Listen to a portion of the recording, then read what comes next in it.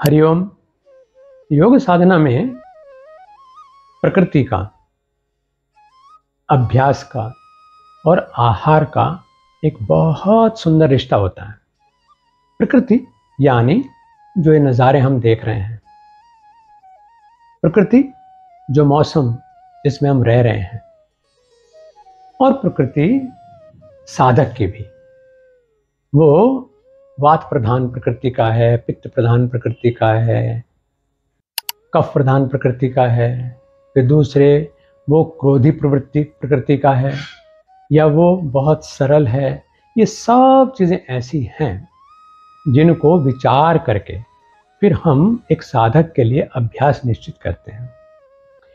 अभ्यास ठीक से चुन भी लेते हैं, ठीक से वो व्यक्ति अभ्यास करने भी लगता है, लेकिन वो उस अभ्यास के साथ आहार ठीक से नहीं लेता है, तो फिर न प्रकृति सहयोग करती है न अभ्यास सहयोग करता है।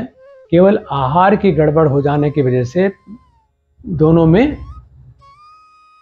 हम सही फायदा नहीं उठा पाते, बल्कि यूं कहिए कि इन तीनों जो हमारी चीजें हैं इनमें कन्फ्रंटेशन हो जाता है। प्रकृति किसी और तरह की है, अभ्यास उसके अनुकूल था ही नहीं, पता नहीं क्यों करा दिया हमने उसको।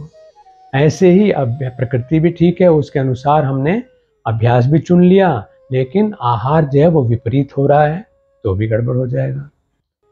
अब देखो ना, आजकल के मौसम को ही ले लीजिए। गर्मी है, लू चल रही है, बल्कि कहिए इस समय भीषण गर्मी है। तो उस समय, क्योंकि नियम तो यही कह रहा है कि जहां समस्या है वहां समाधान होना ही चाहिए, और योग को हमने माना ही है, माना ही नहीं है, सच में है कि ये अल्टीमेट समाधान है। मानव के सामने कोई ऐसी समस्या नहीं है जिसका समाधान भारत के योग में न हो।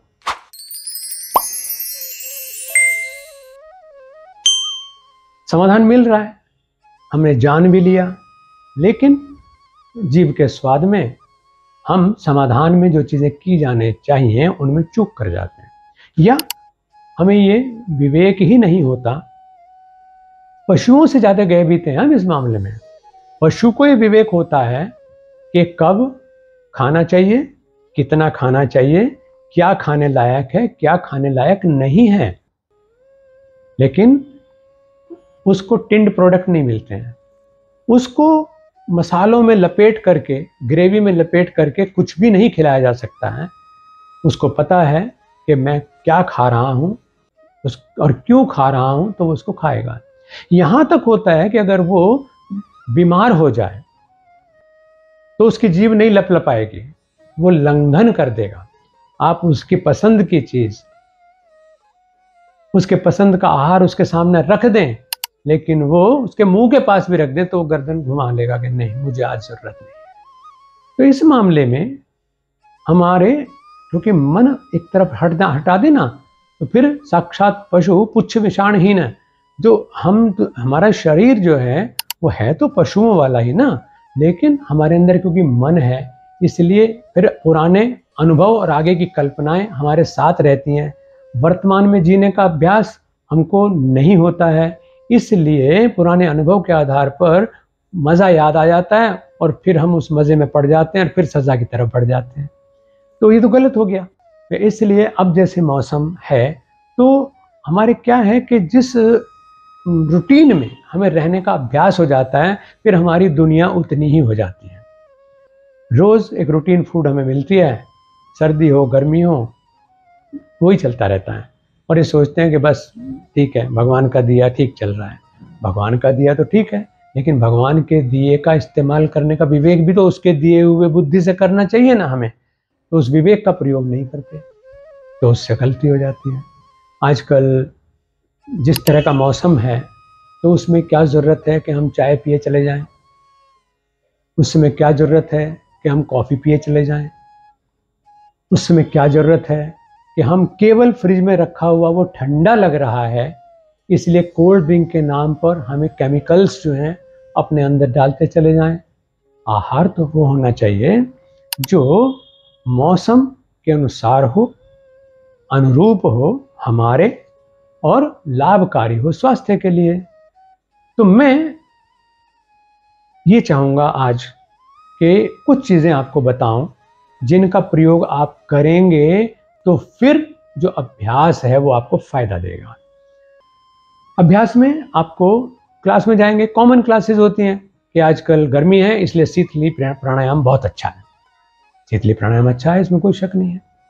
शीतकारी प्राणायाम भी बहुत अच्छा है, इसमें भी कोई संशय नहीं, शीतकारी प्राणायाम बहुत अच्छा है। लेकिन अगर शीतकारी प्राणायाम करने के बाद हम गर्म चीज़ों का ही सेवन करें, गर्मी बढ़ाने वाली चीज़ों का सेवन करें, या शीतली प्राणायाम करने के बाद भी हम गर्मी बढ़ाने वाली चीज़ों का प्रयोग करें, हमारी पेट में जो मणिपुर चक्र है मतलब वो पूरी तरह से हमारा एक्टिवेट ना हो, उसकी अग्नि हम ठंडी कर दें बहुत सी चीज़ें ऐसी उसके अंदर डाल करके, तो फिर वो प्राणायाम भी हमारे किसी काम आने वाला नहीं है। और आप फिर कहते हैं कि हमने तो वहाँ शीतली प्राणायाम भी किया था, शीतकारी भी किया था, लेकिन कोई खास फर्क तो पड़ा नहीं। तो हम कहते हैं खास फर्क नहीं, पूरा पूरा फर्क होना चाहिए। और पूरा पूरा फर्क तब जब इन तीन चीज़ों को आप देखें कि आपकी मूल प्रकृति में आपको क्या रोग है उसको तय करें, मूल प्रकृति में आपका क्या स्वभाव है उसका ध्यान करें, जिस प्राकृतिक वातावरण में हम रह रहे हैं वहाँ की जलवायु।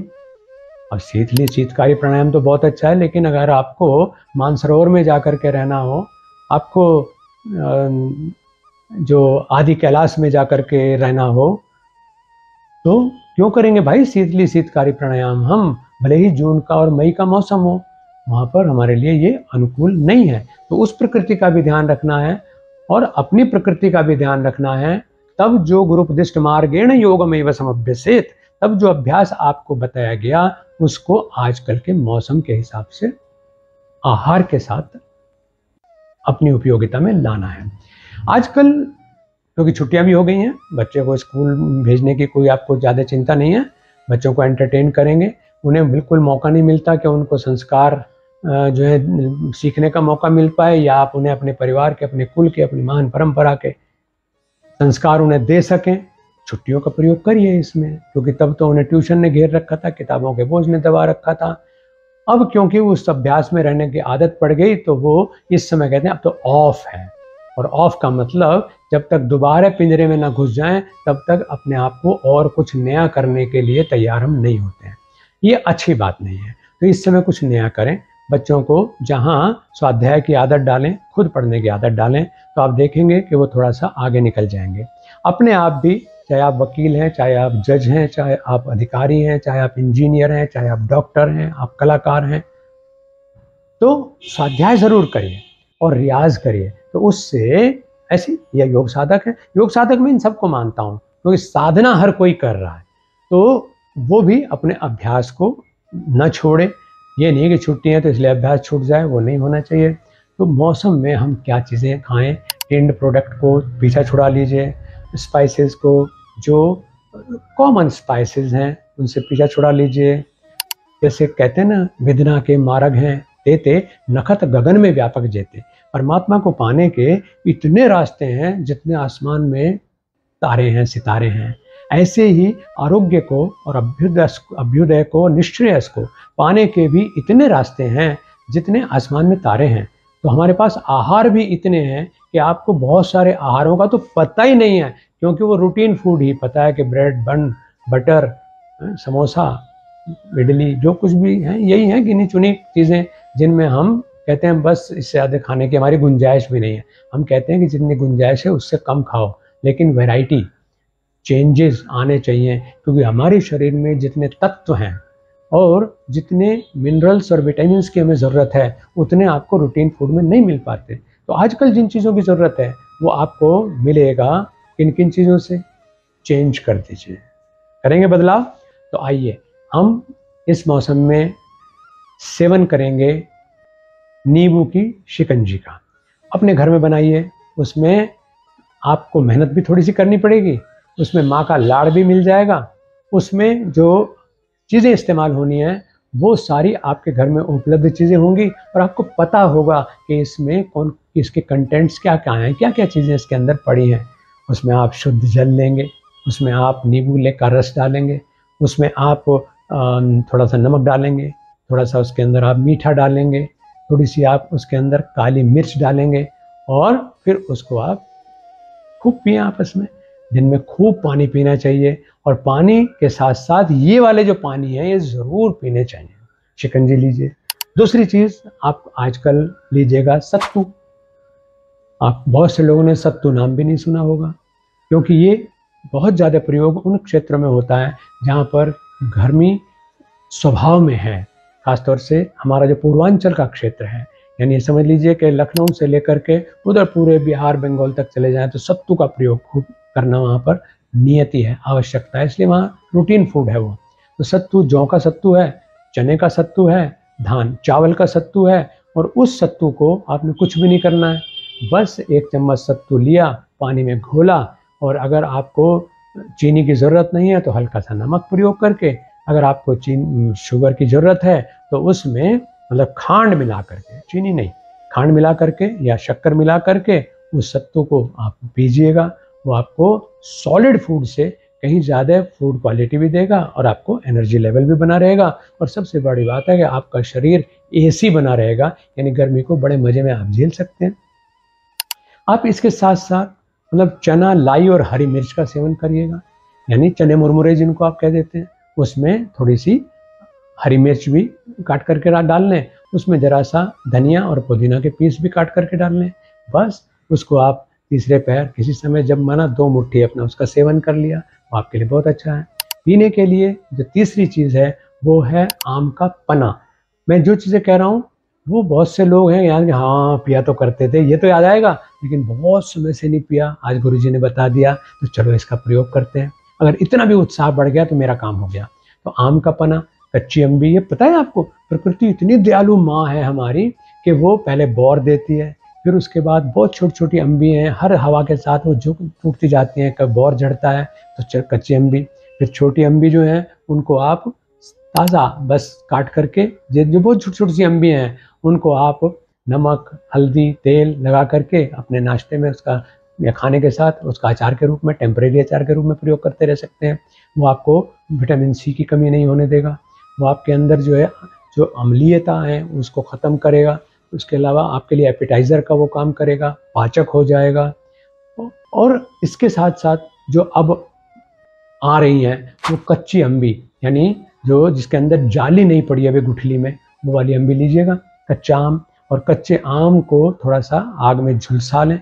जिनके यहाँ परंपरागत अग्नि है, जिसे हम हारे की अग्नि कहते थे, उपले की, कंडे की अग्नि कहते थे, वो तो अब ख़त्म ही हो गया। तो ख़त्म तो नहीं मैं कह सकता, मेरे यहाँ तो गाय है, तो गाय का जो उपले हैं उसमें हम लोग कर लेते हैं। तो आप अपने गैस पर कर सकते हैं, ओवन में कर सकते हैं, जो भी तरीका घर में माताएं जानती हैं, यानी उसको झुलसा लीजिएगा। झुलसा करके उसको छील करके उसको मिक्सी में बहुत अच्छे से फेंट लें, और उसके बाद उसमें एक मेथी का थोड़ा सा छौंक लगा करके और इसको सेमी लिक्विड फॉर्म में आप उसको तैयार कर लें। तो उसमें नमक होगा, उसमें थोड़ा मीठा होगा, उसमें आम का जो ये पेस्ट है तो ये होगा, पुदीना होगा, धनिया होगा, मीठा और नमक होगा, जीरे का उसके अंदर आप छौंक लगाएं और मेथी का छौंक लगाएं। तो आपको बना करके अपने फ्रिज में रख लीजिए, मतलब उसमें थोड़ा सा पानी में उसे कभी भी मिलाया, आप भी पीजिए, अपने गेस्ट को भी पिलाइए, ये आपके लिए। और एक बहुत ज़्यादा, क्योंकि गर्मी में इन्फेक्शंस होते हैं, आंतें खराब हो जाती हैं, जब आंतों में पाचन की गड़बड़ होगी, इन्फेक्शन जो है वो परेशान करेगा, पेट तना रहेगा, मलावरोध होगा, पेट साफ नहीं होगा। तो उसके लिए बहुत प्यारी चीज़ इस समय भगवान शिव, योगीराज शिव का प्रसाद है, वो है बेल। तो आप बेल का शरबत भी इस समय प्रयोग करें अपना। बहुत सस्ती चीज़ें हैं ये। बेल लाइए, बेल फोड़िए, पक्की बेल, उसका पूरा गूदा बाहर निकाल लीजिएगा। उसको अच्छा तो ये हो कि एक बार आप बहुत अपने हाथ शुद्ध करके और बहुत फ्रेश पानी के अंदर उसको आप पूरी तरह से मथ लें, यानी बीज बाहर निकल आएँ और बाकी सारा कुछ उसमें रह जाए, कोई चिंता की बात नहीं है। आपको अगर उसके जो फाइबर है वो थोड़ा सा अनकंफर्टेबल बनाते हैं तो आप उसको छलनी में छान लीजिए, थोड़ा पानी डाल करके फिर उसको छान लीजिए, तो आपका बिल्कुल वो फाइबर, वैसा जो मोटा फाइबर है वो अलग हो जाएगा। और ये जो आपका पेस्ट बन गया बेल का, उसको आप दूध में या पानी में उसको आप फेंट लीजिएगा। ज़रूरत समझते हैं तो उसमें थोड़ा सा मीठा, और मीठे में चीनी नहीं, साधक को चीनी का सेवन नहीं करना चाहिए। मतलब खांड का सेवन, शक्कर का सेवन, गुड़ का सेवन, राब का सेवन, ये मिठाई आपके लिए है।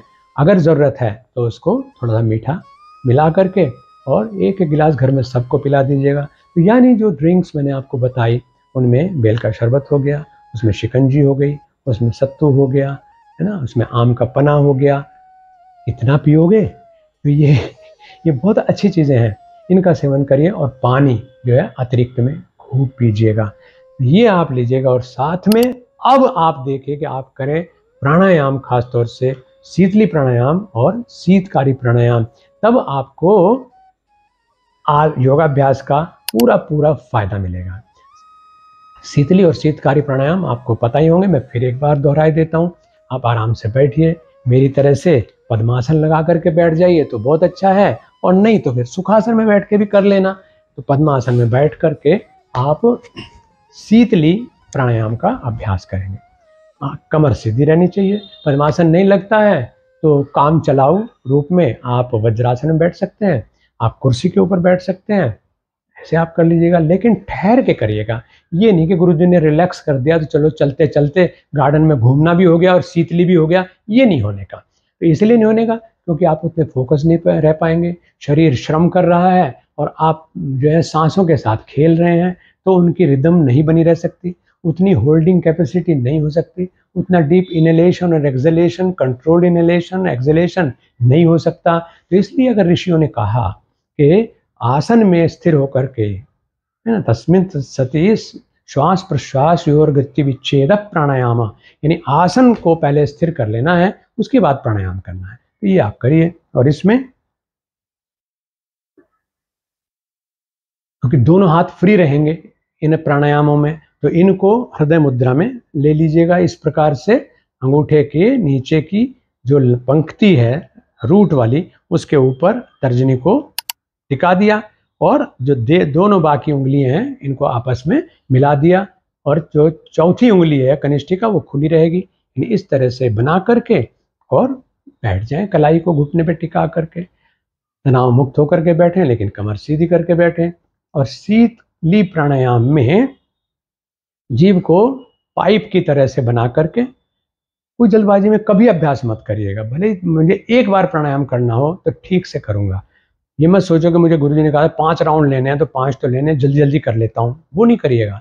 5 राउंड लेने से अच्छा है 1 राउंड लीजिए। खूब पेट भर के खाने से अच्छा है 1 चपाती खाइए, लेकिन निश्चिंत भाव से खाइए।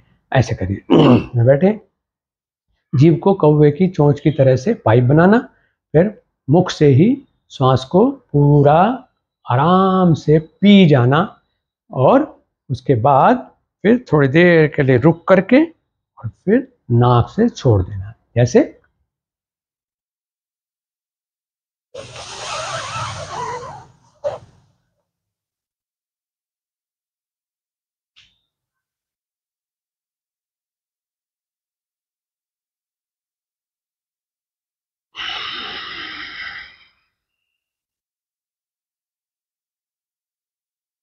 ऐसे करना। ये हो गया हमारा शीतली प्राणायाम। इसके बाद यानी इसको 3 4 5 10 बार 10 सांस तो करने ही चाहिए। और उसके बाद शीतकारी प्राणायाम करें। शीतकारी प्राणायाम में हम दोनों जबड़ों को आपस में मिला देंगे और जिह्वा को जहाँ दांत मिल रहे हैं ये, तो दांतों के से ऐसे टकरा देंगे, यानी दांतों से जीभ टकराई रहेगी और मुख यानी ओंठ खुले रहेंगे, और शीतकार की आवाज के साथ हम सांस लेंगे, और पूरा सांस भरने के बाद आराम से नाक से सांस को छोड़ देंगे। ये सब लोग कर सकते हैं और करना चाहिए।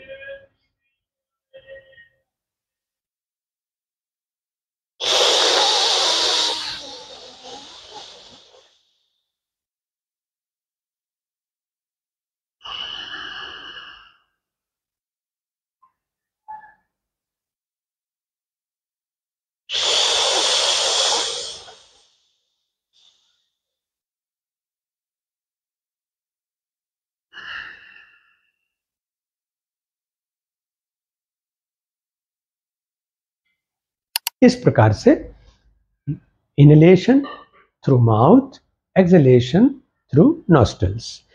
चाहे वो शीतली प्राणायाम है, चाहे शीतकारी प्राणायाम है, ये प्रक्रिया हमें करनी है। इसको भी 3 बार से शुरू करके और इसको कम से कम 10 बार ज़रूर करें।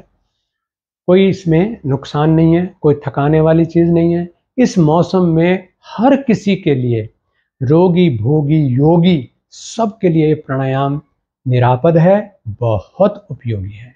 रक्तचाप को भी कंट्रोल करेंगे, हमारे जो संचार व्यवस्था है उसको बल देंगे, फेफड़ों को ताकत देंगे, हृदय को ताकत देंगे, हमारी जो हार्ट बीट्स हैं मतलब उनको रेगुलराइज करेंगे। और सबसे बड़ी चीज़ है कि गर्मी की और एसी की तेजी हो जाएगी, यानी उनकी हमें ज़रूरत नहीं पड़ेगी और हम अपने आप को स्वस्थ रख सकते हैं। ठीक है, तो प्रकृति का ध्यान रखिए, माँ प्रकृति का और अपनी प्रकृति का ध्यान रखिए। इन दोनों को ध्यान में रख करके गुरुजी जो योगाभ्यास बताएं वो अपना योगाभ्यास करिए और साथ ही आहार जो है वो प्रकृति के अनुरूप लीजिए। गर्मी का आहार में विशेष रूप से पेय के बारे में मैंने आपको बताया, उसका ध्यान रखिए। खिल खिल जियो, हिलमिल जियो।